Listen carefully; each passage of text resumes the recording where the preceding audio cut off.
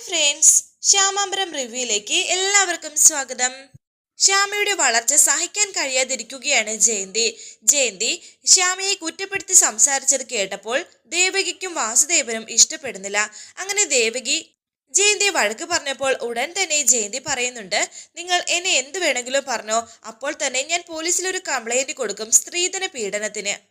പിന്നെ ടിവിയിലും പേപ്പറിലും നിങ്ങൾ രണ്ടുപേരും ആയിരിക്കും വൈറൽ. ഞാൻ തുറന്നു പറയാം, ഈ ഭൂമിയിൽ എനിക്ക് ഒരേ ഒരു ശത്രുയുള്ളൂ, അത് അവളാണ്. അവൾ നശിച്ചു കാണാൻ ഞാൻ ഏതറ്റം വരെയും പോകും. അത്രയും പറഞ്ഞിട്ട് ജയന്തി അകത്തേക്ക് പോകാൻ തുടങ്ങിയപ്പോൾ വാസുദേവൻ പറയുന്നു, മോളെ നിക്ക്, ശ്യാം ഒരു ഭഗവാനെ ആരാധിക്കുന്നുണ്ട്, സാക്ഷാൽ ശ്രീകൃഷ്ണ ഭഗവാനെ. ലോകത്തിൽ ഇനി ആരൊക്കെ എന്റെ മോളെ കൈവിട്ടാലും ഭഗവാൻ കൈവിടില്ല. അതുകൊണ്ട് തന്നെ മോളെന്നല്ല, ഇനി ആരൊക്കെ ശ്യാമയെ ദോഷപ്പെടുത്താൻ ശ്രമിച്ചാലും ശ്യാമയ്ക്ക് ഒന്നും സംഭവിക്കില്ല. ഭഗവാനാണ് ശ്യാമയുടെ ആദ്യത്തെ രക്ഷകർത്താവ്. അതിനുശേഷം മാത്രമേ ഉള്ളൂ ഞാനും ദേവകിയും. ശ്യാമയെ ഇന്ന് ഈ പദവിയിൽ എത്തിച്ചതും ഭഗവാൻ തന്നെയാണ്. ദേഷ്യത്തോടെ അകത്തേക്ക് പോവുകയാണ് ജയന്തിയുടെ ഈ വാക്കുകൾ വളരെയധികം വിഷമപ്പെടുത്തിയിട്ടുണ്ട് വാസുദേവനെയും ദേവകിയെയും. പിന്നീട് കാണിക്കുന്നത് ഓഫീസിൽ ഇന്നാണ് ശ്യാമ ചാർജ് എടുക്കുന്ന ദിവസം. അരുൺ ഓഫീസിലേക്ക് പോകാൻ റെഡി ആവുന്നുണ്ട്. ഐശ്വര്യ അവിടേക്ക് വന്നിട്ട് ദേഷ്യത്തോട് ചോദിക്കുന്നു, എങ്ങോട്ടായി ഒരുങ്ങിക്കെട്ടി പോകുന്നത്? മഹാറാണിയുടെ കിരീട ധർമ്മം കാണാനാണോ? വേണ്ട, പോവണ്ട, ഞാൻ വരുന്നില്ല, നമ്മൾ ഈ ചടങ്ങിൽ നിന്നും മാറി നിൽക്കുന്നു. അരുൺ പറയുന്നു, ഇത് അഖിലിന്റെയോ ശ്യാമയുടെ വ്യക്തിപരമായ കാര്യമല്ല, നമ്മുടെ കുടുംബ കാര്യമാണ്. ശ്യാമയല്ല സ്ഥാനം ഏൽക്കുന്നത്, നമ്മുടെ കമ്പനിയുടെ വൈസ് ചെയർപേഴ്സൺ ആണ്. ഞാനും നീയും കമ്പനിയിൽ പോയേ പറ്റൂ.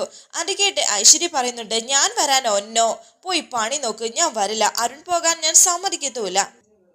അരുൺ പറയുന്നു, ഐശ്വര്യ നീ ഇങ്ങനെ വാശി പിടിക്കരുത്, നീയും അമൃതയെടുത്തിയും ശ്യാമയും ഒരുമിച്ച് ചെല്ലണമെന്ന് അച്ഛൻ പറഞ്ഞിട്ട് പോയത്. ഐശ്വര്യ പറയുന്നു, ഏതച്ഛൻ? അത് എന്റെ അച്ഛനല്ല. 3 പേരെയും ഒരുപോലെ കാണുന്നെങ്കിൽ ഞാൻ അംഗീകരിക്കാമായിരുന്നു. അരുണിന്റെ അച്ഛനെ വെറും ഫ്രോഡാണ്. അത് കേട്ട് ദേഷ്യത്തോടെ അരുൺ ഐശ്വര്യക്ക് നേരെ കൈ ഓങ്ങുന്നു. ആഹാ, നിങ്ങൾ തല്ലോ, എങ്കിയൊന്ന് കാണട്ടെ എന്ന് ഐശ്വര്യ പറഞ്ഞപ്പോൾ അരുൺ ദേഷ്യത്തോടെ പറയുന്നു, ദേ ഇതുവരെ ഞാൻ പലതും കണ്ടില്ല കേട്ടില്ല എന്ന് വെച്ച് നിന്നു, പക്ഷേ ഇനി അതുപോലെ ആയിരിക്കില്ല. ഐശ്വര്യ പറയുന്നു, എന്നോട് ദേഷ്യം കാണിക്കാൻ നിങ്ങൾക്കാവും. ദേഷ്യം കാണിക്കേണ്ടത് അച്ഛനോടും അഖിലിനോടും ശ്യാമയോടും ഒക്കെയാണ്. തുല്യ അവകാശം വരേണ്ട കമ്പനി അവളിപ്പോ സ്വന്തമാക്കാൻ പോവുകയാണ്. കാണേണ്ടതൊന്നും നിങ്ങൾ കാണുന്നില്ല. അരുൺ പറയുന്നു, നീ മത്സരത്തിൽ തോറ്റേണ് ഞാനാണോ കുറ്റക്കാരൻ? ദേ വെറുതെ എന്റെ വീട്ടുകാരെ പറഞ്ഞാൽ എനിക്ക് ദേഷ്യം വരും. വിരൽ ചൂണ്ടി സംസാരിച്ചെന്ന് വെച്ച് ഞാൻ വിറച്ചു പോവത്തൊന്നുമില്ല. മിണ്ടാപ്പൂച്ചയെ പോലെ ഇരുന്നിട്ട് ആ ശ്യാമ ഓരോന്നായി വെട്ടിപ്പിടിക്കുകയാണ്. അവൾക്ക് കുട പിടിക്കാൻ ഒരു അച്ഛനും മക്കളും. ബുദ്ധി എന്ന് പറയുന്നത് നിങ്ങളുടെ തലയ്ക്കകത്തില്ല എന്നൊക്കെ ഐശ്വര്യ പറയുന്നുണ്ട്. ആ സമയത്താണ് അരുണിനെ ചായയുമായി അപ്പച്ചി അവിടേക്ക് വന്നത്. അപ്പച്ചി എന്തിനാ ഇവിടേക്ക് വന്നത് എന്ന് അരുൺ ചോദിച്ചപ്പോൾ അപ്പച്ചി പറയുന്നു, ചായയും കൊണ്ട് വന്നതാണ്. വഴക്കൊന്നും ഞാൻ കേട്ടില്ല കേട്ടോ, സത്യം. ദേ ഞാൻ ഇറങ്ങാണ്, നിനക്ക് വരികയോ വരാതിരിക്കുകയോ ചെയ്യാം എന്ന് അരുൺ പറയുന്നുണ്ട്. മോനെ ചായ എന്ന് അപ്പച്ചി പറഞ്ഞപ്പോൾ ദേ ചായ അവളുടെ അണ്ണാക്കിലേക്ക് ഒഴിച്ചു കൊടുക്കുമെന്ന് പറഞ്ഞിട്ട് അരുൺ പുറത്തേക്ക് പോകുന്നു. എന്താ കാര്യമെന്ന് അപ്പച്ചി ഐശ്വര്യയോട് ചോദിച്ചപ്പോൾ ഐശ്വര്യ പറയുന്നു, അവൾ ഇന്ന് ഓഫീസിൽ ചാർജ് എടുക്കുകയല്ലേ, അത് കാണാൻ ഞാനും പോണോന്ന്. എന്നിട്ട് മോൾ എന്ത് പറഞ്ഞെന്ന് അപ്പച്ചി ചോദിച്ചപ്പോൾ ഐശ്വര്യ പറയുന്നു, എന്ത് പറയാൻ, സൗകര്യമില്ല എന്ന് പറഞ്ഞു. അപ്പച്ചി പറയുന്നു, ബെസ്റ്റ്, എന്റെ പൊന്നുമോളെ ബുദ്ധിയോടെ ചിന്തിക്കണം. മോളെ ഇന്ന് ആ ശ്യാമയ്ക്ക് മേൽക്കൈ കിട്ടും. മോളിന്ന് അവിടെ ചെന്നില്ല എങ്കിൽ അത് സമ്മതിച്ചു കൊടുക്കരുത്, മോള് പോണം. അത് കേട്ടപ്പോൾ ഐശ്വര്യ ഒന്ന് ആലോചിക്കുന്നു. പോകാമെന്ന് വിചാരിക്കുന്നുണ്ട്. മോളെ ഉറപ്പായും മോള് പോണം. ആ അമൃതയെ പേടിക്കേണ്ട, അതൊരു അപ്പാവിയാണ്. പക്ഷേ ആ ശ്യാമയെ ഒരിടത്തും ഒറ്റയ്ക്ക് വിടരുത്. അയ്യോ പാവം പോലെ ഇരിക്കുന്ന ശ്യാമയാണ് മോൾക്ക് ഭീഷണി. മോള് ഓഫീസിലേക്ക് പോകണം. അത് കേട്ട് ഐശ്വര്യ ഓഫീസിലേക്ക് പോകാൻ തീരുമാനിച്ചിരിക്കുന്നു. ശേഷം കാണിക്കുന്നത് അഖിലും ശ്യാമയും ഓഫീസിലേക്ക് പോകാൻ റെഡിയാവുന്നുണ്ട്. ശ്യാമയുടെ വേഷം കണ്ട് ശ്യാമയെ നോക്കി നിൽക്കുകയാണ് അഖിൽ. എന്താണെന്ന് ശ്യാമ ചോദിക്കുന്നു. എന്നാൽ അഖിൽ വീണ്ടും ശ്യാമയെ തന്നെ നോക്കി നിൽക്കുന്നു. എന്നിട്ട് അഖിൽ പറയുന്നുണ്ട്, പോരാ, കുറച്ചുകൂടി ഒന്ന് ശരിയാവാനുണ്ട് എന്ന് പറഞ്ഞിട്ട് ശ്യാമയുടെ സാരിയൊക്കെ റെഡിയാക്കി കൊടുക്കുകയാണ് അഖിൽ. ഞാൻ എന്ന് സാറിനോട് പറഞ്ഞതാണ്, ഒരു സാധാ സാരി എടുത്ത് ഒരു സാധാ ആളിനെ പോലെ പോകുന്ന എനിക്ക് ഇഷ്ടമാണ് എന്ന് ശ്യാമ പറഞ്ഞപ്പോൾ അഖിൽ പറയുന്നുണ്ട്, പക്ഷേ താനിപ്പോൾ സാധാ ശ്യാമയല്ലല്ലോ. വെറും ശ്യാമയ്ക്ക് ആ രീതിയിലൊക്കെ പോകാം, പക്ഷേ താനിപ്പോൾ കമ്പനിയുടെ വൈസ് ചെയർപേഴ്സൺ ആണ്. അവിടെ ചില ഓഫീസ് രീതികളൊക്കെ പാലിക്കണം. ശ്യാമ കണ്ണനെ തൊഴുതു നിൽക്കുന്നു. എന്നിട്ട് കണ്ണനോട് പറയുന്നു, ഒരു വലിയ ഉത്തരവാദിത്തം ഞാൻ ഇന്ന് ഏറ്റെടുക്കാൻ പോവുകയാണ്, അനുഗ്രഹിക്കണം, കൂടെ ഉണ്ടാവണം എന്നിട്ട് ശ്യാമ അഖിലിന്റെ കാലിൽ തൊട്ടു തൊഴുന്നുണ്ട്, അതും കണ്ണു നിറഞ്ഞ്. എന്താ ശ്യാമേ, ശ്യാമ കരയുവാണോ എന്നൊക്കെ അഖിൽ ചോദിച്ചപ്പോൾ ശ്യാമ വളരെ സന്തോഷത്തോടെ കണ്ണു നിറഞ്ഞുകൊണ്ട് പറയുന്നു, എല്ലാം സാറ് കാരണമാണ്. സ്വപ്നം കാണാൻ പോലും പറ്റാത്ത ഒരു അവസ്ഥയിൽ സാറ് കാരണമല്ലേ ഇതെല്ലാം. അഖിൽ പറയുന്നു, അങ്ങനെയല്ല, തന്റെ കഴിവ് കൊണ്ടാണ് ഇതെല്ലാം എന്ന് പറഞ്ഞാൽ താൻ വീണ്ടും തർക്കിക്കുവോ? അതുകൊണ്ട് ഞാൻ ഇതങ്ങ് സമ്മതിച്ചു തരുന്നു, കരയാതടോ എന്ന് പറഞ്ഞിട്ട് ശ്യാമയുടെ കണ്ണൊക്കെ തുടച്ചു കൊടുത്ത് വളരെ സ്നേഹത്തോടെ ശ്യാമയുടെ നെറുകയിൽ ചുംബനം കൊടുക്കുകയാണ് അഖിൽ. എന്നിട്ട് സ്നേഹത്തോടെ തന്നെ ശ്യാമയെ കൂട്ടി പോകാൻ തുടങ്ങുന്നു. ശ്യാമ ഫോൺ എടുത്തില്ല എന്ന് പറയുന്നുണ്ട്. അങ്ങനെ ഫോൺ എടുത്തുകൊണ്ട് രണ്ടുപേരും താഴേക്ക് പോകുന്നു. വസുന്ധരയും അമൃതയും അപ്പച്ചിയും താഴെ നിൽക്കുന്നു. ഐശ്വര്യയും കൂടെ തന്നെയുണ്ട്. അപ്പച്ചി ശ്യാമയെ കണ്ടിട്ട് പറയുന്നു, ശ്യാമ മോൾക്ക് എന്താ ഒരു ഐശ്വര്യം. ഐശ്വര്യയുടെ വേഷം കണ്ട് വസുന്ധര പറയുന്നു, നീ എന്താ ഈ വേഷത്തിലാണ് ഓഫീസിലേക്ക് പോകുന്നത്? ഐശ്വര്യ മനസ്സിൽ വിചാരിക്കുന്നു, ഇവരൊക്കെ എനിക്ക് വേണ്ടി ഒന്ന് വെയിറ്റ് ചെയ്യട്ടെ, ഇപ്പോ ഇവളാണല്ലോ ഇവിടുത്തെ മാനസപുത്രി. ഐശ്വര്യ വീണ്ടും പറയുന്നു, അമ്മേ ഞാൻ ഇപ്പോൾ റെഡിയായിട്ട് വരാം. ഇവിടെ അമ്മ ശ്യാമയെ അനുഗ്രഹിക്കുമ്പോൾ ഞാനും കൂടെ ഉണ്ടാവണം എന്ന് തോന്നി, അതുകൊണ്ട് വന്നതാണ്. വസുന്ധര ശ്യാമയെ അനുഗ്രഹിക്കുന്നു. എന്നിട്ട് പറയുന്നു, ഞങ്ങളുടെ വൈസ് ചെയർപേഴ്സണ് അമ്മയുടെ ഹൃദയം നിറഞ്ഞ ആശംസകൾ. നിന്റെ കയ്യിലാണ് നമ്മുടെ കമ്പനിയുടെ ഭാവിയും കുടുംബത്തിന്റെ ഐശ്വര്യവും. എന്റെ മകന്റെ ഭാര്യ എന്ന രീതിയിൽ നിന്നെ ഞാൻ എത്രത്തോളം അംഗീകരിച്ചിട്ടുണ്ടെന്ന് അറിയില്ല. പക്ഷേ പ്രസ്ഥാനത്തിന്റെ മേധാവി എന്ന നിലയിൽ ഈ അമ്മയുടെ എല്ലാ അനുഗ്രഹവും നിനക്കുണ്ടാകും. ഞാൻ പറഞ്ഞില്ലേ, ജയിക്കുന്നത് ആരായാലും ആ മകളെ ഈ അമ്മ വിളക്കൊഴിഞ്ഞ് സ്വീകരിക്കും. ആ ആളിന്റെ ആഗ്രഹങ്ങൾ സാധിച്ചു തരുകയും ചെയ്യും. ആ ആളിന് വിലയേറിയ സമ്മാനവും ഉണ്ട്. അതിലേക്കായിട്ട് അമ്മ ഇവിടെ നിൽക്കുകയാണ്, ഓഫീസിലേക്ക് വരുന്നില്ല. മോള് ചാർജ് എടുക്കുന്നത് ഞാൻ ഇവിടെ ഇരുന്ന് കണ്ടോളാം. ഇതൊക്കെ കേട്ടിട്ട് ഐശ്വര്യക്കാണെങ്കിൽ വളരെ ദേഷ്യം വരുന്നു. അഖിൽ പറയുന്നു, അപ്പോ ശ്യാമയും ഐശ്വര്യ എടുത്തിയും അമൃത എടുത്തിയും അങ്ങ് വരില്ലേ? ഞാൻ നേരത്തെ പോവാണ്, അവിടെ ചില ഒരുക്കങ്ങളൊക്കെ ഉണ്ട്. അങ്ങനെ ശ്യാമയോട് പറഞ്ഞിട്ട് അഖിൽ പോകുന്നു. നമുക്ക് ഇറങ്ങാം ശ്യാമയെന്ന് അമൃത ശ്യാമയോട് പറയുന്നു. എന്റെ അനിയത്തി കുട്ടിക്ക് ഈ അമൃതേച്ചിയുടെയും ആശംസകൾ. ഐശ്വര്യയുടെ ശ്യാമ പറയുന്നു, ഏടത്തി ഞാൻ സ്ഥാനം ഏൽക്കുന്നുണ്ടെങ്കിലും നമുക്ക് 3 പേർക്കും വേണ്ടിയാണ് ഞാൻ ഭരിക്കുന്നത്. ഐശ്വര്യ ഏടത്തിയുടെ എല്ലാ സഹകരണവും എനിക്ക് ഉണ്ടാകണം.